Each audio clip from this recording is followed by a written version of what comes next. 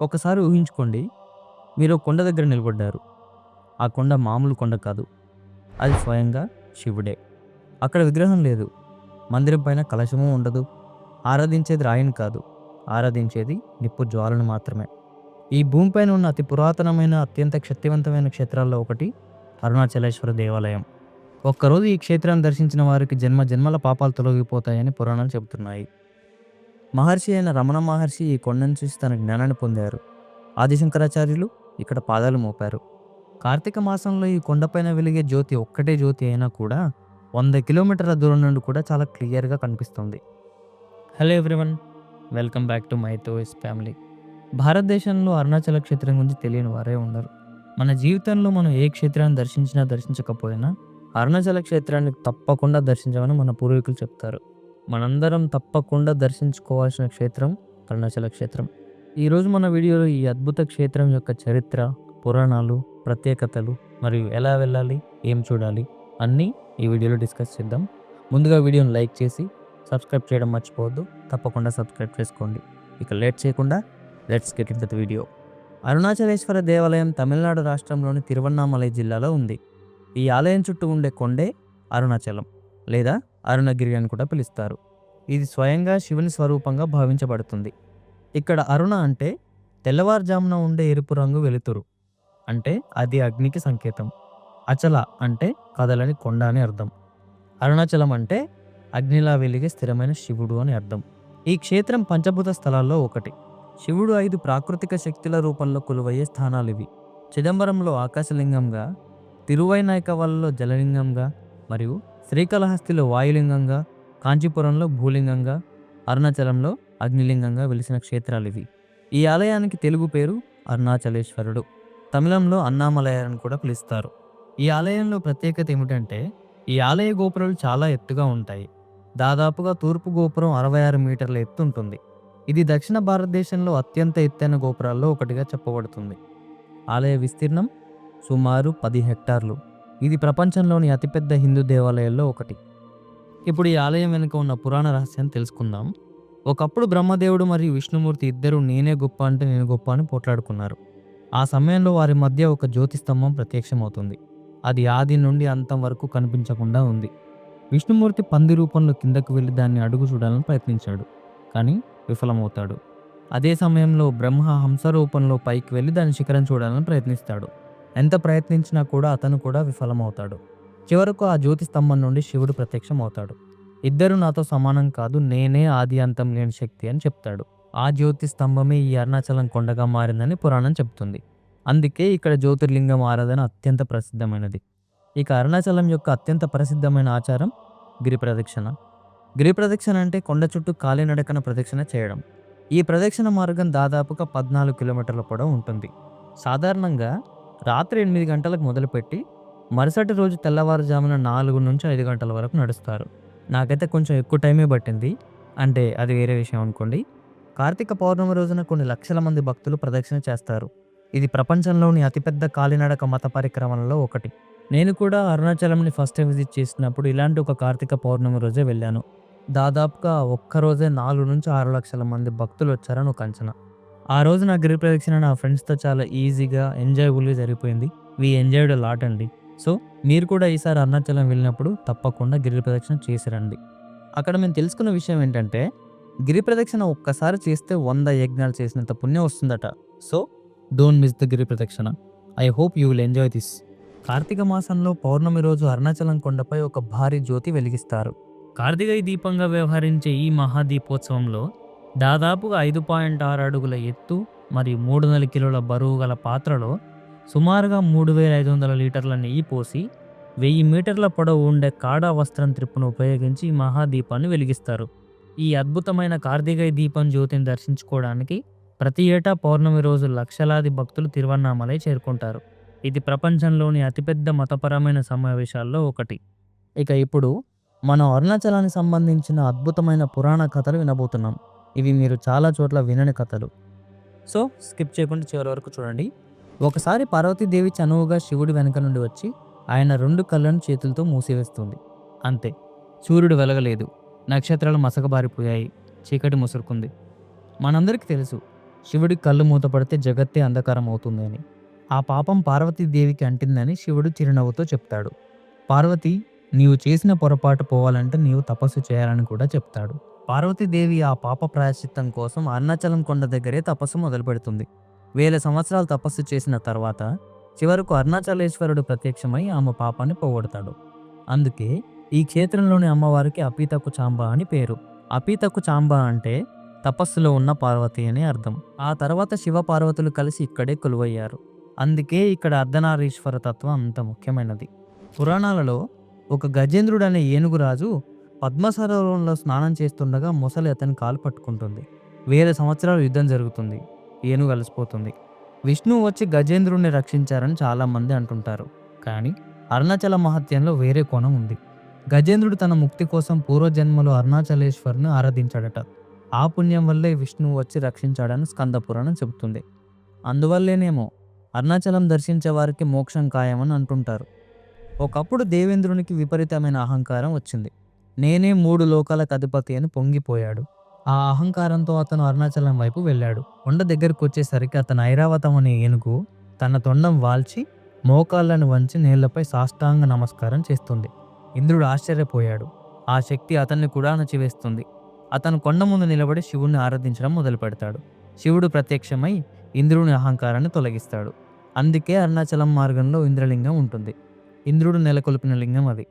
ఇప్పుడు తిరువన్నామలైకి ఆ పేరు ఎలా వచ్చిందో తెలుసుకుందాం. తిరు అంటే పవిత్రమైన అనే అర్థం. అన్న అంటే ఎర్రని, మలై అంటే కొండ, అంటే పవిత్రమైన ఎర్రని కొండ అని అర్థం. ఒకప్పుడు ఈ ఊరికి సోనాద్రి అనే పేరు ఉండేది. అంటే సంస్కృతంలో ఎరుపు రంగు లేదా రక్తవర్ణం అని అర్థం. బ్రహ్మాండ పురాణంలో చెప్పినట్టు శివుడు ఇక్కడ రక్తవర్ణంతో వెలిగాడు. అందుకే ఈ కొండకు ఆ పేరు వచ్చింది. ఈ కొండ భూవిజ్ఞాన శాస్త్రరీత్యా ఆర్కియనిగోప్ కొండ, అంటే 2 to 4 బిలియన్ సంవత్సరాలంత పురాతనమైనది. ఇది హిమాలయాల కంటే కూడా వందల కోట్ల సంవత్సరాలంత పురాతనమైనది.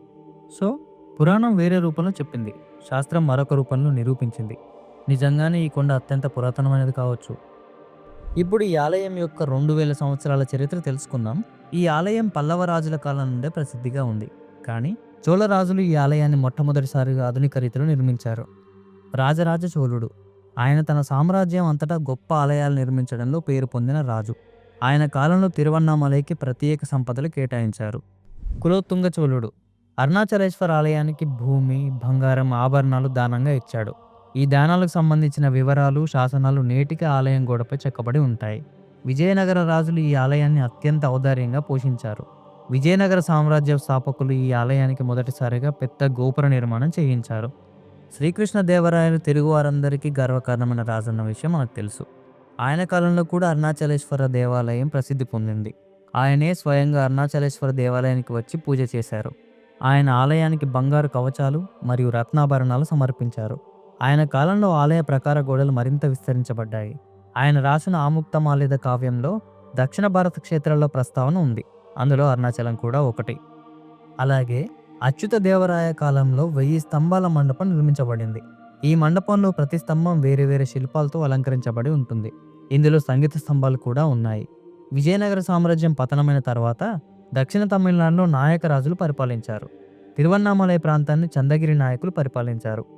వారి కాలంలో కూడా ఆలయ విస్తరణ జరిగింది. ముఖ్యంగా ఉత్తర గోపురం నాయకరాజుల నిర్మాణమే.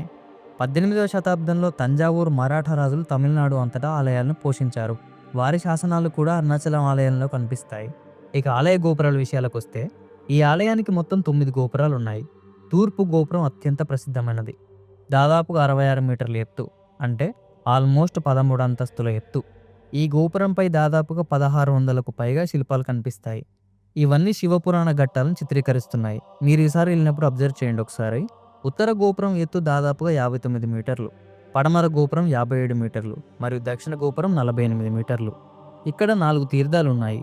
అవి బ్రహ్మతీర్థం, శివతీర్థం, ఇంద్రతీర్థం మరియు అగ్నితీర్థం. ఈ 4 తీర్థాలు 4 వేదాలకు ప్రతీకలని పురాణం చెప్తుంది. అరుణాచలం కేవలం పురాణ ప్రసిద్ధి మాత్రమే కాదు, ఇది సంత కవులు, జ్ఞానుల క్షేత్రం కూడా. తమిళనాట 63 మంది నాయన్మరులు అని పిలువబడే శైవ సంతులు ఉన్నారు. వీరిలో చాలామంది అరుణాచలేశ్వరునిపై తేవారం అని పిలువబడే తమిళ కీర్తనలు రాశారు. అప్పర్ స్వామి అరుణాచలేశ్వరుని అగ్నిపర్వత స్వామి అని కీర్తిస్తూ రాసిన పాటలు నేటికి ఆలయంలో పాడుతూ ఉంటారు. ఆయన 600 కంటే ఎక్కువ తేవార పద్యాలు రాశారు. ఈ తిరుజ్ఞాన సంబంధార అనే బాలసంత 3 సంవత్సరాల వయసులోనే పద్యాలు రాశారు. ఆయన అరుణాచలం వద్దకు వచ్చి అగ్నిలింగాన్ని స్తుతించిన పద్యాలు చాలా ప్రసిద్ధమైనవి.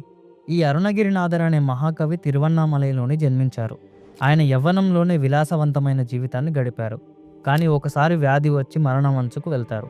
ఆ సమయంలోనే అరుణాచలేశ్వర ఆలయ గోపురం నుండి దూకబోతారు.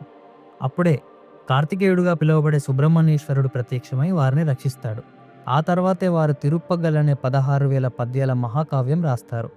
ఈ కావ్యంలో అరుణాచలం మరియు సుబ్రహ్మణ్య స్వామి వైభవాలు ఉన్నాయి. ఈ రోజుకి అరుణాచలం ఆలయంలో అరుణగిరినాథర్ పద్యాలు ప్రతిరోజు పాడుతూనే ఉంటారు. ఈ మాణిక్యవాచకరణ సంత మహాకవి తిరువాచకం అనే అద్భుత కావ్యం రాశారు.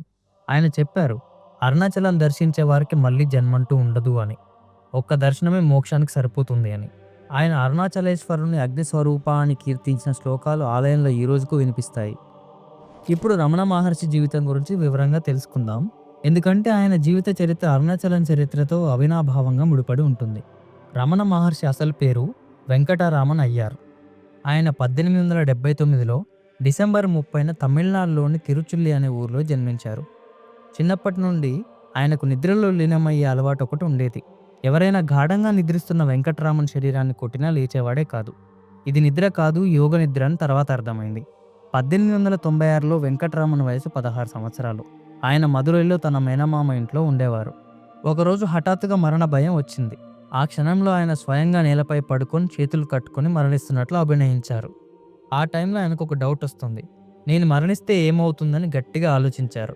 ఆ క్షణంలో ఆయనకు రియలైజ్ అయిన విషయం ఏంటంటే, శరీరం మాత్రమే మరణిస్తుంది, కానీ నేను ఎప్పుడు మరణించను, నేను చైతన్యాన్ని అని అనుకుంటాడు. ఆ అనుభవం తర్వాతే వెంకట్రామన్ పూర్తిగా మారిపోయారు. ఇంట్లో ఒక చిట్టి రాసిపెట్టి, నేను పిలుపును అనుసరించి వెళ్తున్నాను అని అరుణాచలం వైపుకు బయలుదేరతారు. ఆయన రైలు ఎక్కారు. చేతిలో డబ్బు లేదు, ఆకలేసింది. దారిలో ఆభరణాలు కూడా అమ్మారు. ఆ డబ్బు కూడా ఖర్చయింది. తినడానికి తిండి లేదు. చివరికి పాదయాత్రగా ఫైనల్గా అరుణాచలం చేరుకున్నారు. ఆలయానికి అడుగు పెట్టిన వెంటనే ఆయన కన్నీళ్లు కార్చారు. ఎట్టకేలకు వచ్చాను అన్నట్టు ఆ కన్నీళ్ళు వచ్చాయి. ఆ తర్వాత ఆయన తన జుట్టును తెగ్గొట్టించుకున్నారు. బట్టలు కూడా వదిలేశారు. లంగోటి మాత్రమే ధరించారు. ఆయన స్టార్టింగ్లో వేల స్తంభాల మండపంలో ఉండేవారు. అక్కడ పిల్లలు రాళ్ళు వేసేవారు, కుక్కలు కరిచేవి. కానీ ఆయనకి ఏమీ తెలిసేది కాదు. శరీరం మీద పురుగులు తింటున్నాయా అని చూస్తే తినే ఉన్నాయి, కానీ ఆయనకి ఏమీ తెలియలేదు. అది ఫైనల్గా సమాధి స్థితి. చీకటి గుడ్డికి వేరే వారు ఆయనను కనుగొని పైకి తీసుకొచ్చారు. ఆయనను 17 సంవత్సరాలు విరూపాక్ష గుహలో ఉంచారు. శిష్యులు వచ్చారు, ప్రశ్నలు అడిగారు. ఆయన నిశ్శబ్దంగా జవాబిచ్చేవారు, నోటితో కాదు, మనోశక్తితో. ఆ తర్వాత కొంచెం పైన ఉన్న స్కందాశ్రమానికి మారారు. ఇక్కడి నుండి అరుణాచలం మొత్తం కనిపిస్తుంది. రమణులు ఇక్కడ రాత్రిపూట శివనక్షత్ర కాంతిలో ధ్యానం చేసేవారు. తల్లి మరణించిన తర్వాత ఆయన కొండ దిగువకు వచ్చారు. ఇక్కడే రమణాశ్రయం ఏర్పాటైంది. ప్రపంచ నలుమూలల నుండి భక్తులు రావడం మొదలుపెట్టారు.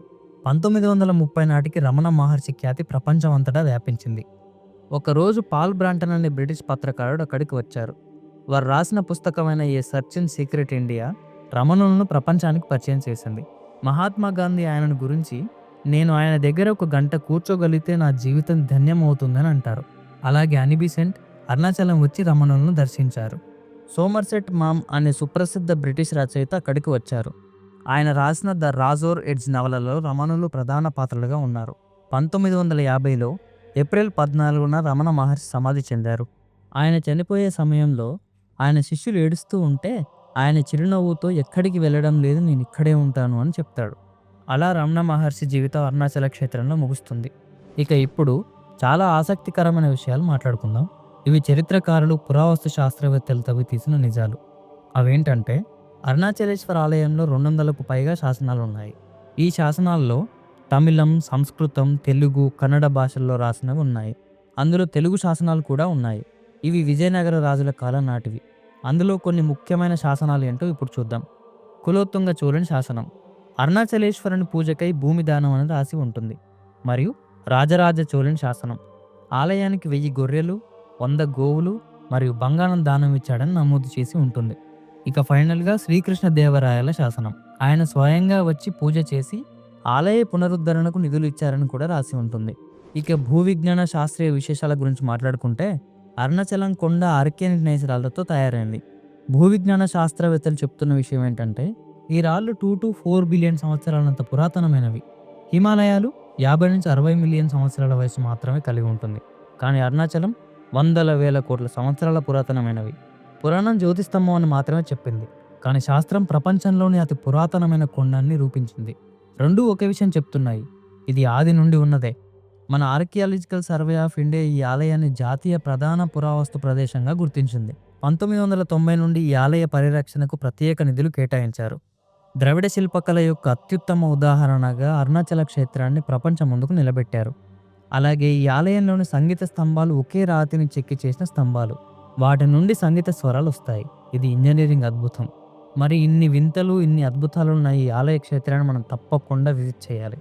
సో ఇప్పుడు మనం అక్కడికి వెళ్ళడానికి ప్రాక్టికల్గా ట్రావెల్ ఇన్ఫర్మేషన్ చూద్దాం. ఫ్లైట్లో వెళ్ళే వాళ్ళకి తిరువన్నామలైకి దగ్గరలో ఉన్న ఎయిర్పోర్ట్ చెన్నై ఎయిర్పోర్ట్. సో మీరు చెన్నై ఎయిర్పోర్ట్ దగ్గర నుంచి తిరువన్నామలైకి ట్యాక్సీ లేదా బస్సులో 3 to 4 అవర్స్లో రీచ్ అవ్వచ్చు. ఇక ట్రైన్లో వెళ్ళాలనుకునే వాళ్ళకి తిరువన్నామలైలోనే స్టేషన్ ఉంటుంది. సో మీరు చెన్నై నుంచి డైరెక్ట్ తిరువన్నామలై స్టేషన్కి ట్రైన్ ద్వారా వెళ్ళిపోవచ్చు. ఇక బస్సు ద్వారా అయితే చెన్నై, బెంగళూరు, వెల్లూరు నుండి నేరుగా బస్సులు ఉంటాయి. ఇక తెలుగు రాష్ట్రాల నుండి అయితే హైదరాబాద్ నుండి సుమారుగా 600 కిలోమీటర్ల దూరం. రాత్రి బస్సు లేదా ట్రైన్ ఎక్కిస్తే మర్నాడు ఉదయాన్నే మనం అక్కడ చేరుకోవచ్చు. అక్కడికి చేరుకున్నాక అక్కడ ఉండే సదుపాయాలు ఏంటంటే ఆలయ ట్రస్ట్ ధర్మశాలలు చాలా చౌకగా ఉంటాయి, శుభ్రంగా కూడా ఉంటాయి. రమణ మహర్షి ఆలయంలో వసతి సదుపాయం కూడా కలదు, బట్ మనం ముందే బుక్ చేసుకోవాలి. ఒకసారి సైట్ చెక్ చేసుకొని వెళ్ళండి. ఇక సిటీలోకి ఎంటర్ అయిన తర్వాత చిన్న చిన్న హోటల్స్ అండ్ గెస్ట్ హౌసెస్ కూడా ఉంటాయి. సో వాటిని మనం ముందే బుక్ చేసుకోవాలి, చూసుకొని వెళ్ళండి. ఇక అరుణాచలం టెంపుల్ విజిట్ చేయడానికి కరెక్ట్ టైం ఎప్పుడంటే ముఖ్యంగా కార్తీక మాసం. ఇది నవంబర్ నుండి డిసెంబర్ మధ్యలో ఉంటుంది. అండ్ తర్వాత మహాశివరాత్రి ఫిబ్రవరి లాస్ట్ వీక్లో కానీ మార్చ్ ఫస్ట్ వీక్లో కానీ ఉంటుంది. అండ్ శీతాకాలం అక్టోబర్ నుండి మార్చి వరకు మీరు ఎప్పుడైనా వెళ్ళి అరుణాచలాన్ని దర్శించవచ్చు. ఇదండి ఫైనల్గా అరుణాచలం గురించి. ఈ వీడియోలో మనం చాలా విషయాలే తెలుసుకున్నాం. బ్రహ్మ విష్ణుల జ్యోతిస్తంభ కథ నుండి మొదలై రమణ మహర్షి 16 ఏళ్ల వయసులో ఒంటరిగా నడుచుకొచ్చిన సాహసగాథ వరకు. అరుణాచలం కేవలం ఒక ఆలయం మాత్రమే కాదు, ఇది ఒక అనుభవం, ఇది ఒక జాగృతి, అది స్వయంగా శివుడి నివాసం. మీలో ఎవరైనా ఇంకా ఈ క్షేత్రానికి వెళ్ళలేదంటే దయచేసి ఒక్కసారైనా వెళ్ళండి. గిరి ప్రదక్షిణ తప్పకుండా చేయండి. రమణ మహర్షి ఆశ్రమంలో కూర్చొని మిమ్మల్ని మీరు ఒక ప్రశ్న అడుక్కోండి, నేను ఎవరు అని. ఈ ప్రశ్నకు జవాబు దొరికితే మీ జీవితం మారిపోతుంది. ఓం నమః శివాయ. అరుణాచలం వెళ్ళిన వారు మీ ఎక్స్పీరియన్స్ని కమెంట్ సెక్షన్లో తెలియజేయండి. వెళ్ళాలనుకునేవారు ఏం చేయాలనుకుంటున్నారో, ఎప్పుడు వెళ్ళాలనుకుంటున్నారో కూడా కమెంట్ చేయండి.